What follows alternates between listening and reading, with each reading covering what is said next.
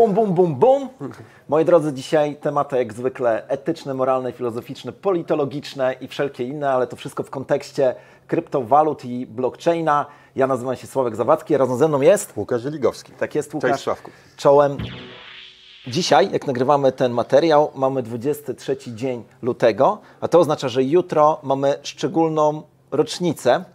Szczególną dla nas, myślę, że dla ludzi na całym świecie, ale dla nas, dla Polaków i dla Ukraińców, szczególnie dla Ukraińców, ta data jest istotna.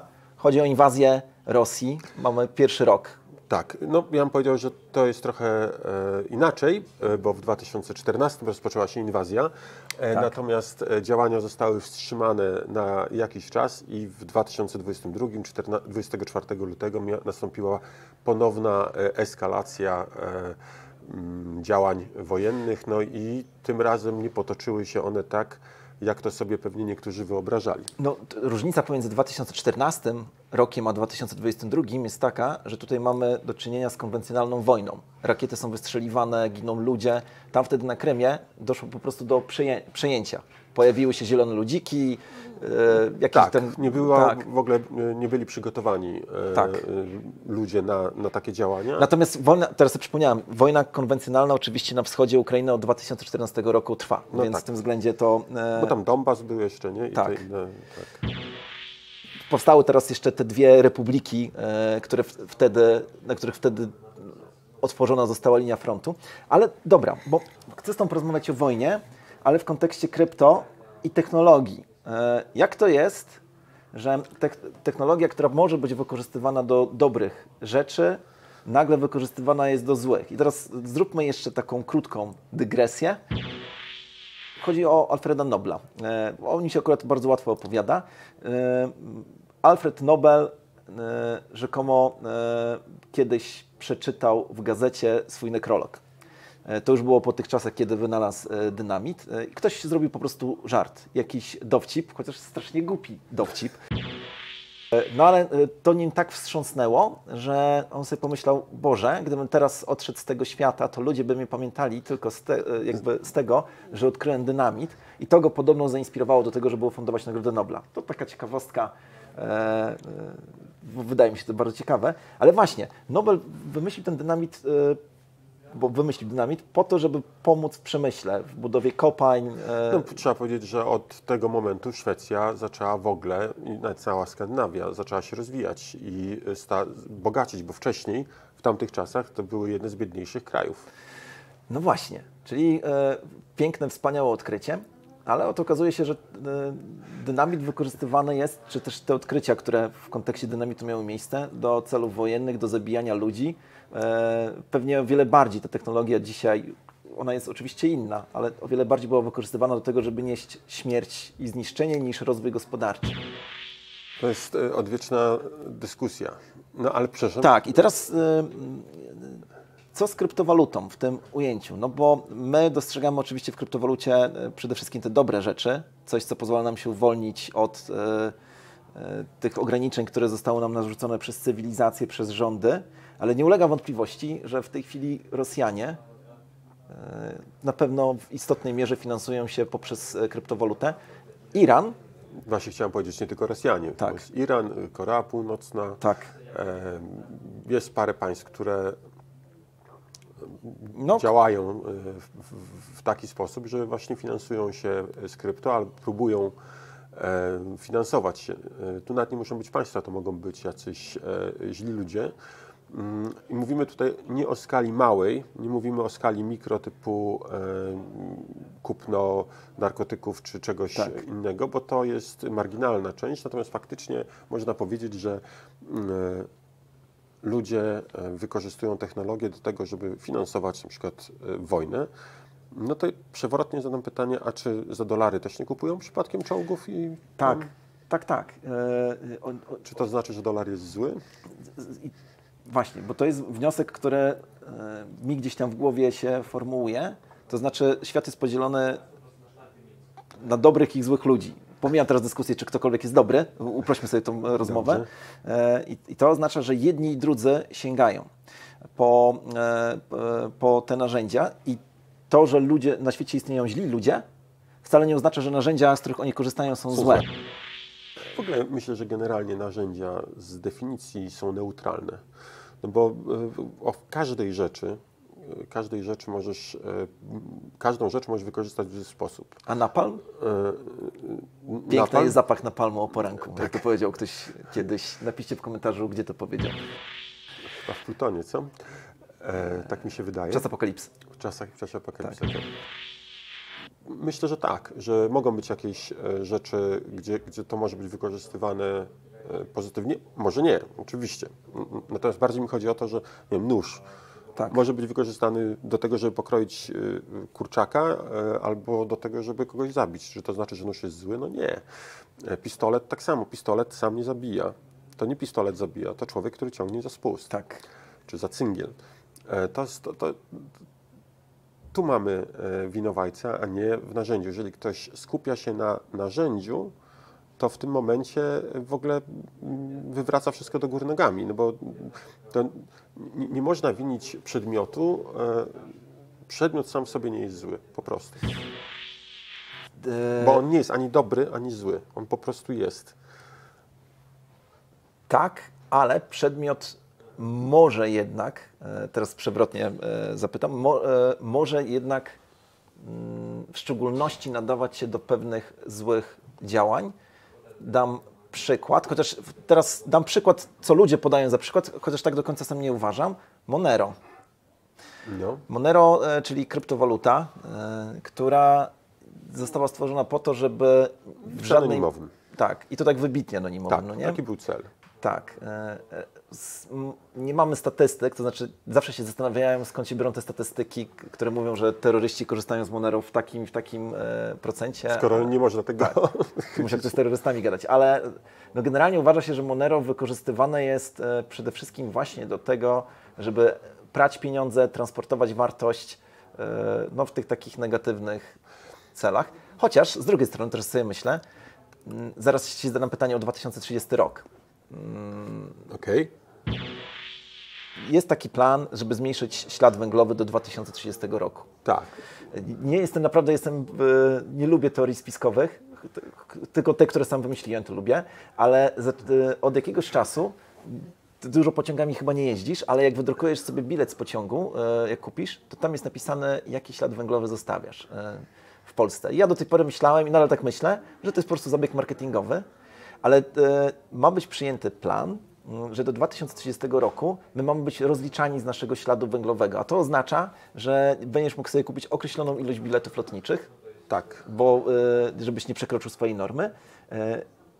Co więcej, to również będzie oznaczało, że możesz spożywać Określone jedzenie. No, że tak powiem, wspaniały, cudowny pomysł, równie sensowny jak to, że mamy nic nie posiadać, bo wtedy będziemy szczęśliwi. Czyli możemy powiedzieć, że może od razu niech nas ubiorą w pasiaki i wrzucą do baraków, bo panowie, czy ludzie, którzy byli przetrzymywani w obozach pracy w czasie II wojny światowej, to oni też nic nie posiadali. Tak. Czy szczęśliwi byli? To nie wiem. Myślę, że jedli mniej więcej tyle mięsa i nabiału, ile przewidują normy dwutlenku węgla, tego śladu węglowego czy czegoś tam. To jest w ogóle jeden wielki cyrk. Ja się zastanawiam, jak można ludziom wyprać głowę, żeby ktokolwiek uważał, że to ma sens. To jest podobny temat samochodów elektrycznych. Tak. Żeby nie było, ja nie mam nic do samochodów elektrycznych, ale mówienie, że samochód elektryczny jest ekologiczny, to powiedzenie mniej więcej tak samo, że po prostu gdzieś widziałem dobre wytłumaczenie, dlaczego samochód elektryczny nie jest ekologiczny. Bo on ma rurę wydechową. Tylko czasami kilkadziesiąt kilometrów od naszego miejsca, gdzie my jesteśmy. Tak.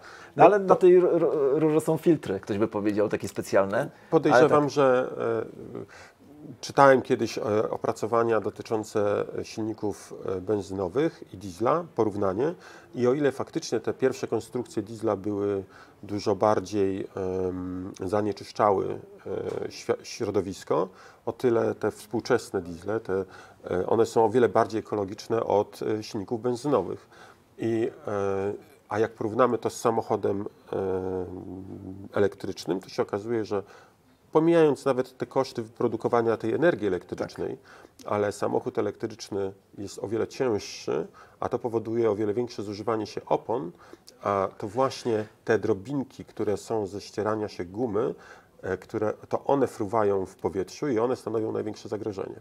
Więc mamy straszne pomieszanie wielu rzeczy. Ja też tutaj nie chcę się wypowiadać jako ekspert, bo nie jestem ekspertem od tego, natomiast zupełnie chłodno licząc, jeżeli ktoś mi mówi, że samochód elektryczny jest ekologiczny, bo jest elektryczny, to mi to się nie spina. Może jest bardziej ekologiczny, bardzo możliwe, ale generalnie nie spina mi się to. Nie spina mi się, nie wiem, produkcja akumulatorów, nie spina mi się to, że w kopalniach litu warunki wydobycia litu, bo to są głównie kraje afrykańskie, to są bardzo słabe i no, tam o tym się nie mówi. Nie? Jak ktoś mówi o tym samochodzie elektrycznym, to nie mówi o tym, że musiała pracować bardzo ciężko pewna grupa osób po to, żeby były te akumulatory. No, nie ma może tak, nie ma dyskusji na ten temat, bo ja nie chcę powiedzieć, że na pewno mam rację, natomiast nie ma dyskusji merytorycznej, jest tylko i wyłącznie dyskusja emocjonalna. Tak. I teraz ja tylko powiem coś do naszych widzów. Uwaga, cały czas rozmawiamy o wojnie na Ukrainie, wykorzystywania technologii do złych celów. Jesteśmy w tej chwili na dygresji. Tak lubimy, ale będziemy wracać do głównego tematu. Ale ten 2030 rok, on pokazuje jedną rzecz, bo fakt jest dzisiaj taki. To jest straszne, bo mamy być zniewoleni pod przykrywką ochrony środowiska. Ja uważam, że dzisiaj rządy stosują dwie metody. Jedna metoda to jest właśnie kłamstwo, polegające na tym, że się mówi, będzie bardziej ekologicznie, to jest lepsze dla waszych dzieci, że będą chodziły do szkół i że będziemy ich uczyć chemii zamiast ekonomii i tak różnych rzeczy. A jak dziecko się nie będzie uczyć chemii, to pójdziecie do więzienia, bo taka jest podstawa programowa. Więc mówi się, jakby stosuje się oszustwo, a z drugiej strony stosuje się strach. No bo zobacz, że dzisiaj trzeba mieć naprawdę wielkie jaja, żeby na przykład jakiemuś urzędnikowi się postawić, a on przychodzi i mówi, jestem urzędnikiem, który odpowiada przed premierem, więc się słuchajcie mnie. To są te dwie metody stosowane. Czyli opresja, tak. I wracam do Monero, bo kiedy myślę o 2030 roku, to myślę sobie, i o tych wszystkich zmianach, które mają być, to myślę sobie, że to jest technologia, która dzisiaj przez jednych jest przedstawiana jako technologia wspierająca terrorystów, ale zmienia mi się w takim razie definicja terrorysty tak naprawdę i być może okaże się niedługo, że to są jedyne takie narzędzia, które pozwolą nam ukryć nasz majątek przed opresją niesprzyjających ja myślę, że tutaj urzędników. Trzeba powiedzieć tutaj do tematu wojny jeszcze za chwilkę wrócimy, może nie tyle do tematu wojny, co do technologii. O tyle chcę powiedzieć, że właśnie dlaczego ta technologia krypto nie podoba się rządzącym. Wcale nie chodzi o wspieranie terroryzmu. Terroryzm jest tylko takim listkiem figowym, który ma zakryć prawdziwe intencje. Tak naprawdę, co zresztą już od wielu prawników słyszeliśmy, procedury AML, procedury te, które mają uchronić przed praniem brudnych pieniędzy, one tak naprawdę mają służyć temu, żeby aparat państwa mógł skutecznie ściągać podatki. Tak, i kontrolować. I kontrolować ludzi. Znaczy, właśnie ta kontrola jest po to, żeby skutecznie ściągać podatki, czyli zapewnić sobie wpływy finansowe, a z drugiej strony tak, żeby móc mieć narzędzie opresji i wywierania wpływu. No bo czego boją się najbardziej rządzący? No tego, że ludzie schowają swoje majątki w krypto i nie będzie można w efektywny sposób ustalić, jaki ktoś powinien zapłacić podatek. Pamiętajmy, że państwa utrzymują się w tej chwili z podatków progresywnych, które są bardzo wysokie. W porównaniu do tego, co było płacone 200 czy 300 lat temu, to mamy różnicę po prostu przepaść, kolosalną przepaść. Jeżeli mówimy o chłopie pańszczyźnianym, który pracował mniej więcej 2 dni w tygodniu, mówię o tych normalnych czasach, tak. Nie mówię o tych takich już zupełnie złych, ale musiał pracować 2 dni w tygodniu na to, żeby, czy 3 nawet czasami, żeby móc uprawiać swoje pole, Tak. to w tej chwili Dzień Wolności Podatkowej przypada w okolicach maja, czerwca. Właśnie chyba czerwca? To też... Czyli to oznacza, że my pół roku... Właśnie wyjaśnić, co to jest Dzień Wolności Podatkowej. Dzień Wolności Podatkowej to jest dzień wyliczany chyba przez Fundację Adama Smitha, tak mi się wydaje, której jest, to jest ten dzień, w którym do tej pory można powiedzieć, że nasz roczny dochód pokrywa wszystkie podatki, które zapłacimy w ciągu tego roku. Czyli jeżeli Dzień Wolności Podatkowej przypada powiedzmy na 1 lipca, to możemy powiedzieć, że 6 miesięcy pracowaliśmy po to, żeby zapłacić podatki, Tak. a teraz dopiero pracujemy na to, żeby mieć wartość i móc zapłacić za produkty, towary, usługi. No i jeżeli mamy teraz ten Dzień Wolności Podatkowej w czerwcu, to mamy prawie 50% opodatkowania efektywnego. I to jest tak, jakby chłop pańszczyźniany musiał pracować 3,5 dnia na polu i my mówimy, że to jest złe. 3 dni były złe, 2 dni były złe, że to było złe, a tutaj, proszę bardzo, my pracujemy i nikt tego nie widzi. Tylko, że teraz to się robi właśnie pod taką przykrywką. I teraz dorzucę jeszcze jedną rzecz. Powiedziałeś coś, z czym się oczywiście zgadzam. Ustawy AML-owe, przepisy AML-owe służą do tego, żeby uszczelnić mechanizmy i procesy zbierania podatków. Ale też będą służyły do tego, żeby ograniczać nasze działania. 2030 rok, jeżeli się okaże, że nie mogę polecieć samolotem tam, gdzie chcę, bo wyczerpałem pulę swoich punktów. O, na pewno będziesz mógł kupić te punkty. O, ciekawe, czy w Darknecie, czy na tym. Nie, no normalnie nie. I to jeszcze urzędnicy będą na tym zarabiali. Tak jak są te certyfikaty zielonej energii. Nie? Może będzie można to stokenizować, ale o tym w 2030. Chodzi mi o to, że te wszystkie przepisy, które teraz mówią, musisz nadzorować swoich użytkowników, musisz na nich donosić w każdej chwili, jak tylko przekroczą, nie wiem, 1000 euro. Wiem, że ustawa AML w Polsce ma być teraz taka, że zaraz każda transakcja gotówkowa ma być zgłaszana. Do tego się zmierza. To chodzi nie tylko o zbieranie podatków, tylko chodzi o to, że będzie nam się mówiło, co możemy robić. No już teraz się tak mówi, nie? Już masz dom, kupiłeś dom, nie możesz z nim zrobić tego, czego chcesz. Masz działkę, na tej działce rośnie drzewo, nie mogę tego drzewa wyciąć, mimo że ta działka jest moja. No tak. Oczywiście podobają mi się argumenty, rozumiem te argumenty ludzi, którzy mówią, ok, chodzi o to, żeby zachować pewną spójność, żeby nie było jakiejś samowolki, żeby nie było patodeweloperki i tak dalej. I co, nie ma patodeweloperki? No mamy taką piękną przestrzeń, tą publiczną, tak ładnie wyglądającą? Nie, czyli te przepisy w ogóle nie temu służą. To nie po to te przepisy powstały, one powstały po coś zupełnie innego i tak samo faktycznie dzieje się z krypto. Tak, ale ja widzę światełko w tunelu. O, Widzę światełko w tunelu. Otóż faktem jest, że każda cywilizacja przed swoim upadkiem dochodziła do takiego przesilenia. Następowało totalne zepsucie zasad moralnych, funkcjonowania państwa, totalna degrengolada i wtedy następowało zawsze jakieś przesilenie. Myślę, że w dzisiejszych czasach chyba takiego przesilenia nie będzie, ale albo ono nie będzie wojskowe, czy nie będzie takie zewnętrzne, tylko to może być wewnętrzne. Może nastąpić jakaś wymiana pokoleniowa, czy może się okazać, że pojawi się jakaś idea, która porwie ludzi i pokaże im, że można żyć normalnie, że państwo wcale nie musi nam wszystkiego, nie tylko nie musi dbać o nas, bo i tak nie potrafi i nie musi pomagać nam, bo też nie potrafi, ale jeśli już to robi, to ekstremalnie nieefektywnie, że państwo tak naprawdę powinno nam zapewnić tylko możliwość działania. I od razu tu mówię, że tak, nie wszyscy są liderami, działaczami, przedsiębiorcami i całe szczęście, bo ci liderzy, działacze i przedsiębiorcy, oni potrzebują ludzi, którzy pomogą im zrealizować te pomysły, które mają. Tak. I to jest klub. My nie mamy wymyślonej przez Marksa wojny klas, że robotnicy nie są wrogami dyrektorów, a dyrektorzy nie są wrogami robotników, tylko tak naprawdę jeden bez drugiego nie będzie żył. I to w tym folwarku zwierzęcym to mi się szalenie podobało to na końcu, jak te świnie, no bo tam wyrzucili człowieka, tak? Czyli można powiedzieć takiego właściciela, wyrzucili go.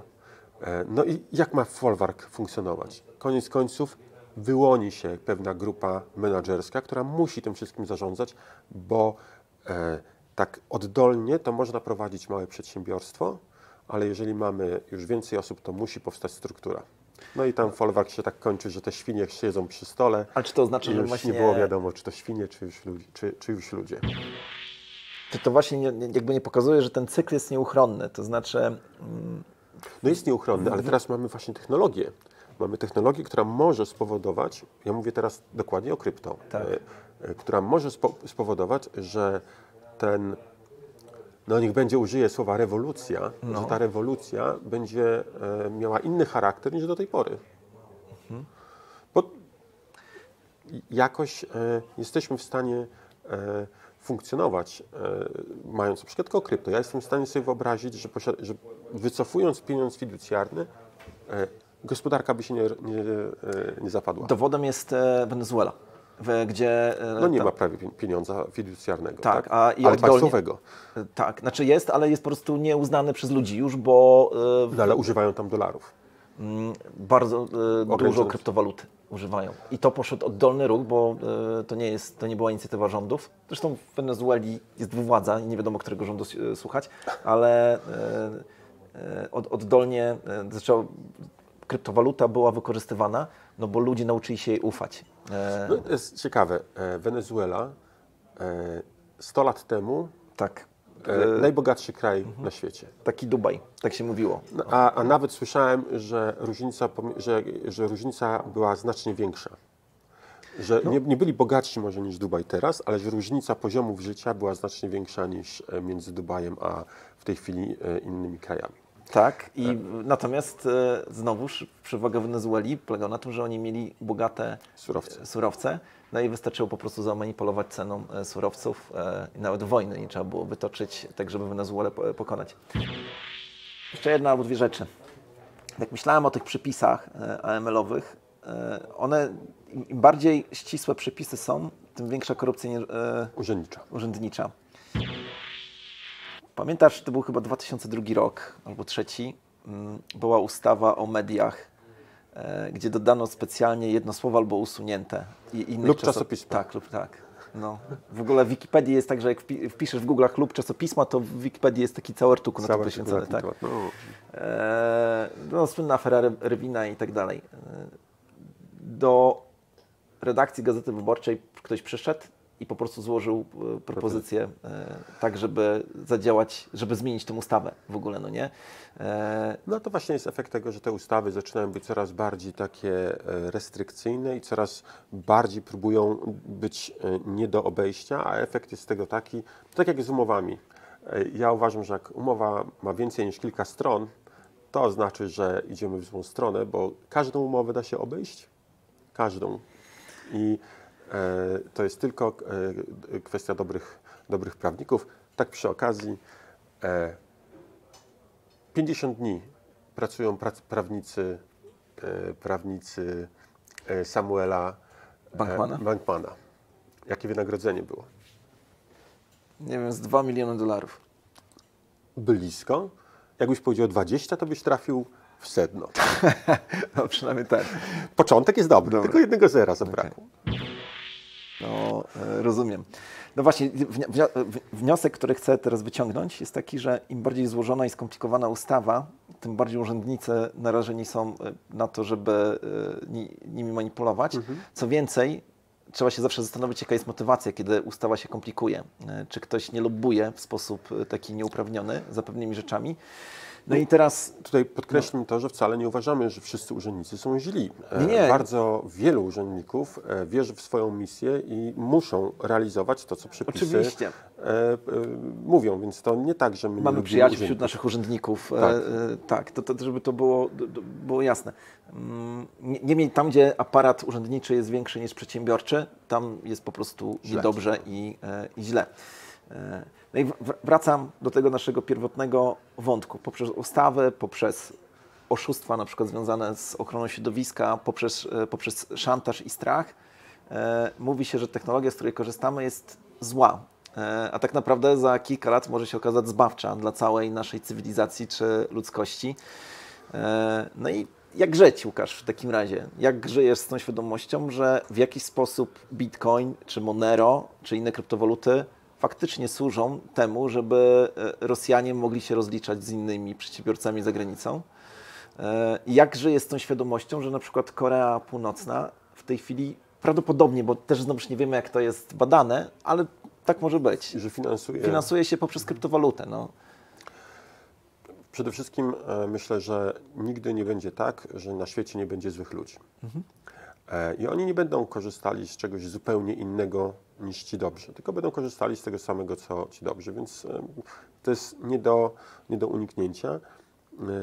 Nie martwię się tym, że ktoś, mówimy tutaj makroekonomicznie, że jakieś państwo wykorzystuje bitcoina do transferu wartości po to, żeby kupić czołgi. Bardziej się martwię tym, że ktoś im te czołgi sprzedaje. No właśnie. To jest chyba bardziej kluczowe pytanie i na tym można się raczej skupić, niż na tym, czym zapłacono. Tak. Bo do tej pory płacono dolarami albo ropą i czy to oznacza, że ta ropa, że ropa jest zła, albo że dolary są złe? Nie. To jest bardzo dobry wniosek. Trzeba się skupić na tych, kto to robi. A jak żyć? To może trochę zmienię temat na luźniejszy. Jak możemy żyć? Powiedz, czy warto jeździć na konferencje? No, uważam, że warto. To taki temat ze skoku wziąłeś. Oczywiście, że uważam, że warto. Mało tego, uważam, że my jako Kanga jeździmy nie tylko na konferencje krypto, ale staramy się też uczestniczyć coraz bardziej w jakichś konferencjach wolnościowych. Nigdy politycznych. Odżegnujemy się od polityki jako firma. No ale tak. Choćby po to, żeby poznawać ludzi, żeby wymieniać się doświadczeniami. Teraz ostatnio gdzieś tam byliśmy na jakiejś konferencji, tak sobie pomyślałem, jak to fajnie, że całe środowisko tutaj z okolic się zjechało i można było pogadać, no nie? To bardzo miło. Takie konferencje też dobrze wpływają na psychikę, bo pokazują, że nie jesteśmy sami. Tak. Że jest nas więcej. Dobrze. O konferencjach więcej nie mówmy. To taka luźna dygresja, żeby trochę oczyścić atmosferę, bo ten temat tej technologii i wojny jest bardzo, bardzo ciężki. Tak. Na koniec jeszcze jeden przykład technologii, która była zbawcza i wykańczająca w tym samym momencie. Właściwie nie technologia, ale pewne odkrycie, rozszczepienie atomu i energii, które się w ogóle tym momencie... radiologia, można powiedzieć, tak? No.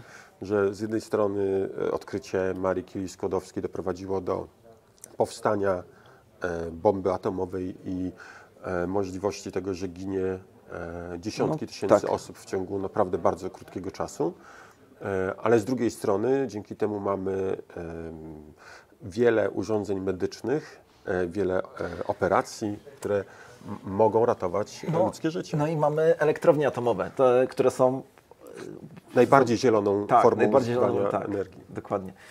Dobra, Łukasz. Okrzyki na sam koniec. No ja oczywiście jak zawsze BCK, czyli Bitcoin ciągle królem. A ja teraz wrócę do dawniejszych czasów, Kanga na fali, KNF i tym optymistycznym tutaj hasłem żegnam Ciebie i żegnamy Was wszystkich. Pamiętajcie, żebyście subskrybowali ten materiał, komentowali, dawali łapkę w górę i w ogóle wszystko, co tylko możliwe. Dzięki. Cześć.